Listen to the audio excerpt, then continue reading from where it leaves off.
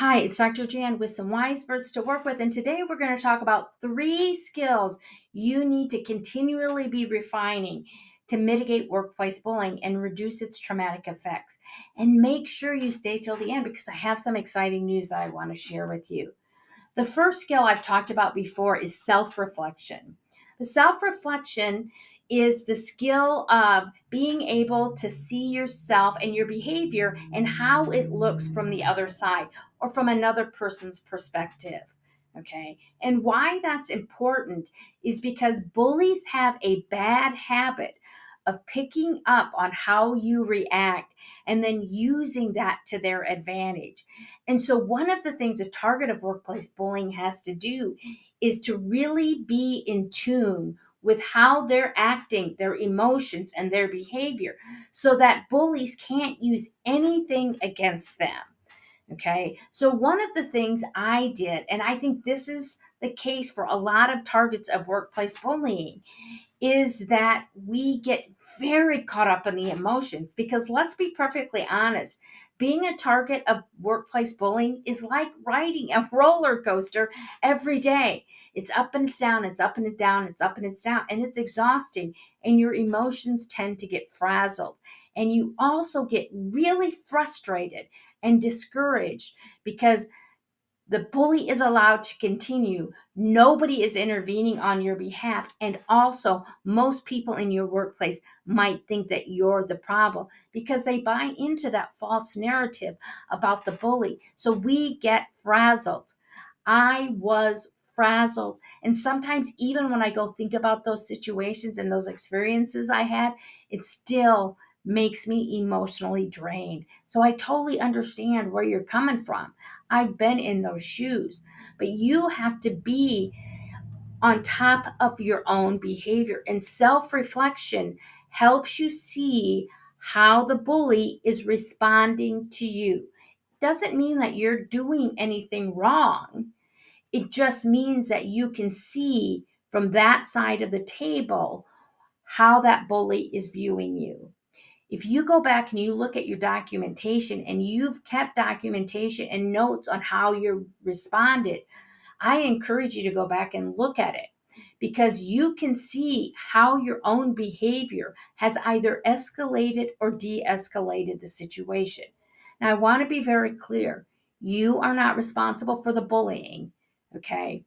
But you are responsible how you respond to it. And I know for myself, lots of the ways that I responded increased it, and that increased the trauma. And what I want you to do is to reduce the trauma to better take care of yourself. Don't do what I did, do what I'm recommending now. Okay. So here's an example. I was really cyberbullied. Every day I received email after email after email, not only from the bullies, but also from bystanders. Okay. And for some reason, I always had to respond because I felt so out of control that I needed to respond. I felt like because then I had some control. I was telling them that how they were acting and what they were doing was not in line with the university policies, and it just shouldn't be happening. So I would go in this back and forth and back and forth. And if I had just stopped responding to the emails when they poked at me, I would have reduced the trauma. Now, sometimes you have to respond. And so that's what you have to decide also is when can you let it go and when do you have to respond? And again, responding as concisely and shortly as possible, only the facts and again, so make sure that you're always looking at how you're responding. And it's not just in one situation. We have to, again, figure out those highest risk times from our documentation and then really focus in on those times and how we can make sure that we are not being seen by the bully as an opportunity to increase the bullying. Okay. So make sure that you're refining your self reflection. And again, one of the things I want to caution you about is you're not doing anything wrong. right? I engaged in the back and forth oftentimes with the bully because that was the best way that I knew how in that situation. But if I had used self reflection, I would have been able to see that when I kept emailing them back and forth and I kept responding to what they were saying, that was actually increasing the bullying, not decreasing it. Okay. And I want you to do the same thing. It's not that you're doing anything that you shouldn't, it's that you can respond in a way that's more effective to reduce that trauma instead of increase it. Going along with self reflection is self control, is really being able to control your emotions, really being able to control your behavior. Now, I'm also going to say this, that's pretty hard in bully culture, okay? Because, like I said earlier, you get frazzled, you get tired. And one of the things I was reminded of this week is that what happens in your personal life directly influences your work life, okay? And it influences how you can have self control, right? So I've had a lot of personal things happen this week with my mom and my son. And I'm going to be honest, I'm frazzled.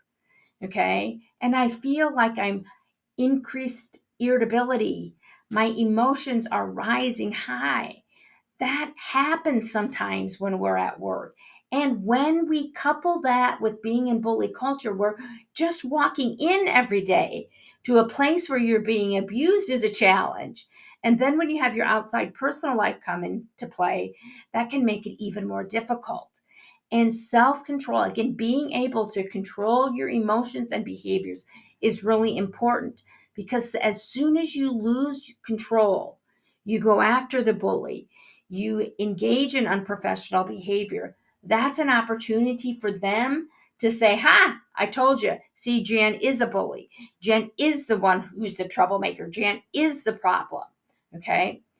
You have to develop ways to control and keep yourself and your emotions down. Okay. It doesn't mean that you can't let those and release those. And I highly recommend that you do. Okay. But when you are at work, you have to be able to control yourself and you have to develop strategies to do that. And I'm going to be honest, I can go from 0 to 100 in rage in about zero point 0.0 seconds. Okay. And for me to learn how to control some of that rage and that anger that I had towards those people was a skill. Okay. And you can, and try something. And if it doesn't work, try something else. Okay. Figure out the best way to control yourself. Don't ever yell. Don't curse. Don't call them names. Don't lie about them. Don't do any of that. And when they're coming at you, try to remain calm. Try to do deep breathing or whatever works. I used to squeeze my fingernails into my fists, right? I'd make a fist and then I'd just squeeze. And instead of focusing on them, I focused on squeezing as hard as I can and the pain in my hand, okay, to keep my emotions out of in control. Excuse me. I already told you that sometimes I left meetings with excuses to keep myself contained.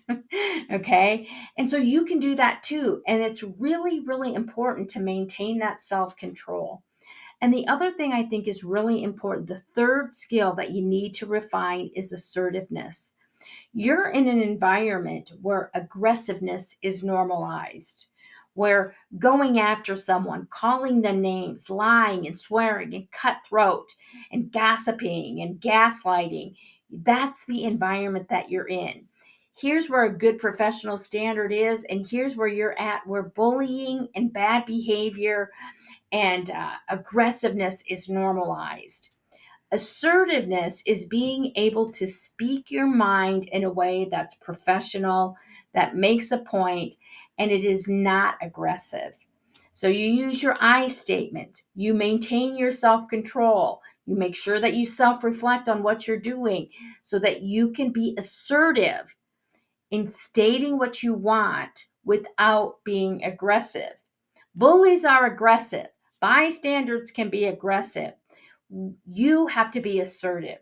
And assertiveness couples with professional boundaries. Okay. Just because you're in a bully culture doesn't mean that you can't effectively communicate what you want to say. Okay. And it's really important to practice being assertive. It's really important to practice self reflection. It's really important to practice self control. Okay. And take like if you're picking a strategy for self control, pick one, try it and see how it works, and then self reflect on it. Okay. So, for example, if you're in meetings and you become defensive in meetings, okay, and you don't want to do that, a good strategy to maintain self control and be assertive is using I statements. So, you might do some deep breathing. Okay, right? Or maybe you write some notes, okay? Or maybe if you have a strategic ally, you make eye contact with them and they can give you a thumbs up or a sign of encouragement, okay, to help you maintain your control using your I statements, okay? If that doesn't work, then you reflect and say, well, that wasn't effective, okay? What happened in that meeting was, yes, I did maintain control for a little bit, but I lost my cool. Hey, it happens, right? Strategies are meant to be used, and then if they don't work, they're meant to be redeveloped and created again, right? You develop a new strategy. Okay. Again, as I've said before, have a lot of strategies for assertiveness, have a lot of strategies for self control. Because here's the other thing I know about bullies. Okay.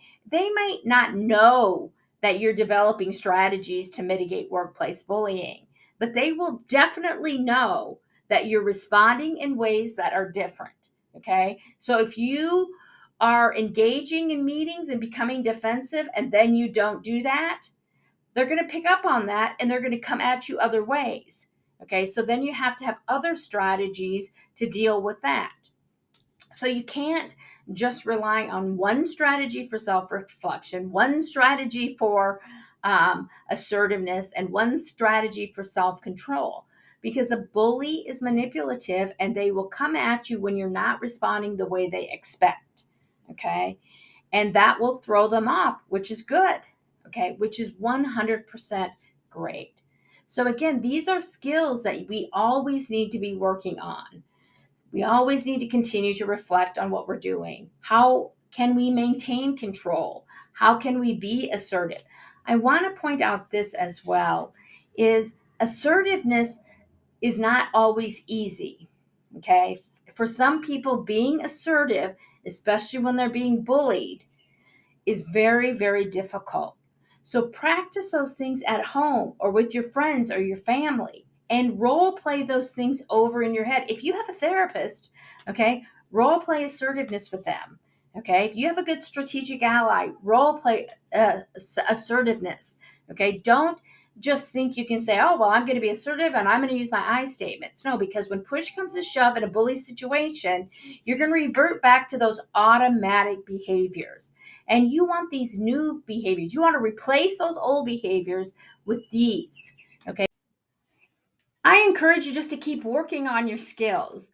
You're already dealing with a lot when you're being bullied. And it's so great that you're trying to refine your skills to reduce the trauma from workplace bullying. And that brings me to my exciting news. In a couple of weeks, I'm opening up enrollment for my empowerment coaching, group coaching for targets of workplace bullying, specifically to help and support you. You'll get to work with me and you'll have a group of other targets of workplace bullying who you can bounce ideas off and who will understand totally what you're going through. So just keep that in mind. And if you know anybody who might be interested in that, please have them contact me at jan@stopbullyculture.com so that I can put them on the wait list. If you have any questions or comments, I would love it if you drop a comment about the strategies you're using to mitigate workplace bullying and what skill you think is your top skill that you need to keep working on. Again, I also understand that dropping a comment could make you at risk. So you can always send me an email with your comments at jan@stopbullyculture.com. And you know what? I would love it if you would email me. It would really make my week to know that what we're talking about on this channel makes a difference to you. Please like, subscribe, and share with anyone who might be a victim of workplace bullying so that, again, we can stop bully culture as soon as we possibly can. And thank you so much. I will see you next week.